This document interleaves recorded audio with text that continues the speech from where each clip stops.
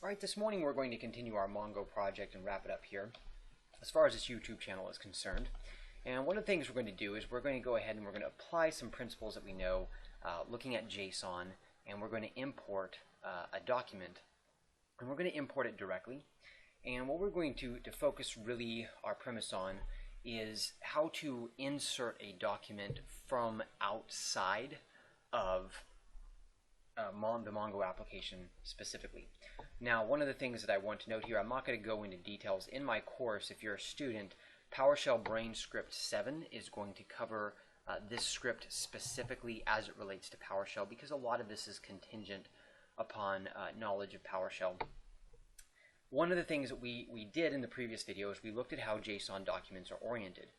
And what we found was that JSON documents, generally speaking, are organized in a way which we can create a structure based on those fields, pass in values for whatever those, fields, pass in values that will be the keys for those fields, okay? So I'm going to show you an example of one of the documents that we're going to import. We're going to import it as a subdocument. You'll notice that this is a subdocument. This is not a document, right? This is a subdocument that contains documents, right? And we also have this right here that we'll import. This is also a subdocument that contains documents. Okay, so when we think about that, we're going to have a field, and we're going to have that key for that field, and then we're going to have this subdocument. Now, in the case of this example, I'm going to use a timestamp as the ID. And that's because I happen to know that if I want to sit there and back up my habits, as a case in point, let's say each week, I want to know what week that was backed up. I don't need to worry about all the, the other details and the peculiarities. So I don't need an incrementing ID such as 1. So for instance, we have this field ID, which is going to take in that time. We have the field completed habits, which is going to take in the completed habits subdocument. And then we have the field active habits, which is going to take the active habits subdocument. Okay. Then, similar to SQL Server, we are going to insert this document. And this string becomes this document, right? This insert value here is this JSON string. And this is, if you look at the structure of this, this is JSON, right?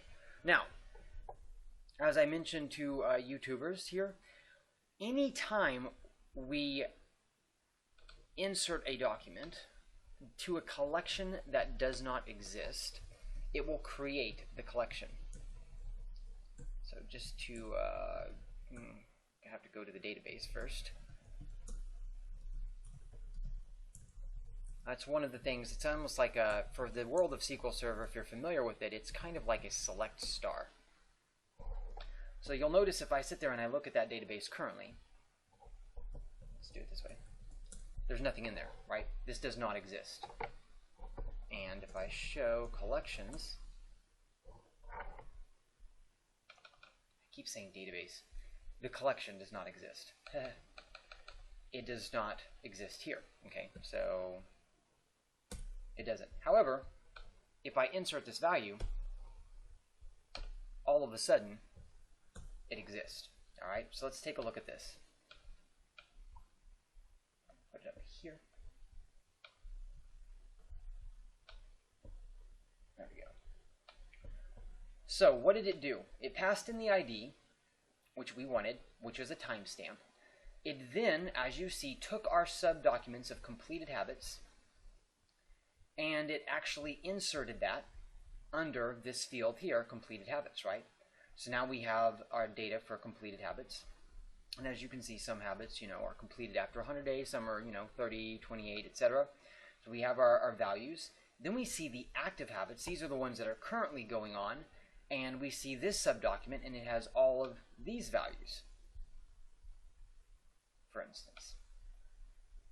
So one of the things that we can note really fast is that since we knew what changed, we knew what was going to change, all we had to do was put that change in the variable, and we had hard-coded what was never going to change. Now, it depends on your source of data, and the thing is, so many pieces of information nowadays are JSON-oriented, so with MongoDB, especially my students will understand, you already have the functionality to import JSON documents automatically. You don't need this functionality whatsoever. But if you are going to import data that is not set up in JSON, it's a matter of being able to take those keys, which are basically going to be columns most often not in table values, and then dynamically adding the values for each of those keys or each of those fields. Okay, so, and as a case in point, like in SQL Server, if I was going to parse out a SQL Server table that's joined to another table, the way that I would approach that is, let's say I was looking at a customer ID table in the customer table, and then the customer ID in the product table, or purchase product table, I should say.